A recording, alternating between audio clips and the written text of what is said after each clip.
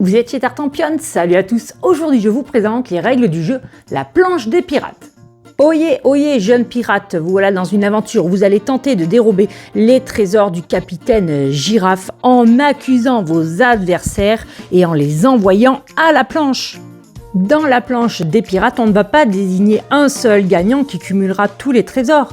Non, pour terminer la partie, il faudra réussir à pousser à bout un éléphanteau au bout de sa planche en lui ajoutant des bois en bout de planche et en essayant de le faire avancer. Comment est-ce qu'on joue dans la planche des pirates? Eh bien c'est très simple, on joue chacun son tour.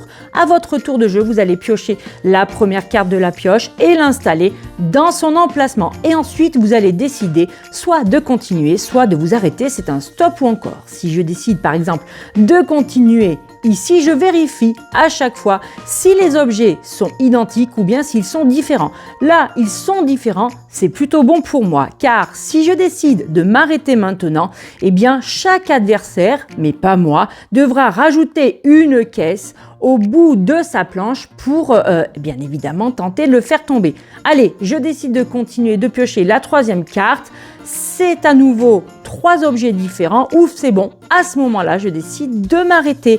Et du coup, chaque adversaire va devoir rajouter 2 caisses. Si j'étais allé un peu plus loin, j'aurais pu obtenir plus de caisses ou à même mettre fin immédiatement à la partie, car si on a 6 cartes différentes, on gagne immédiatement, mais c'est peut-être un petit peu risqué.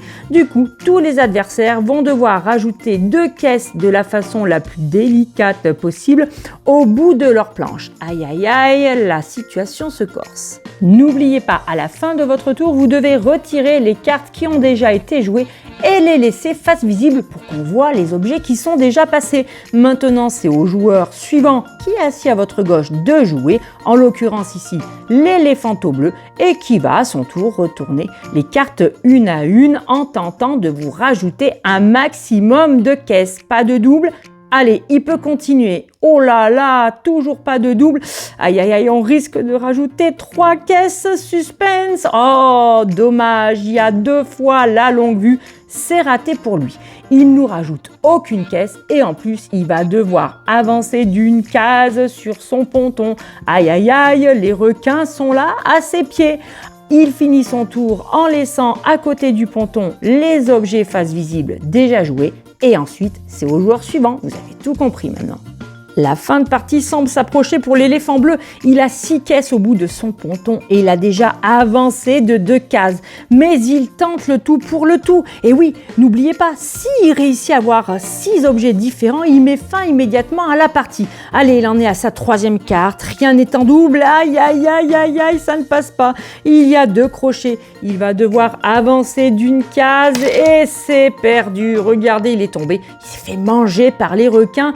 Les autres joueurs ont donc tous gagné, mais ce n'est pas grave, vous allez pouvoir rejouer.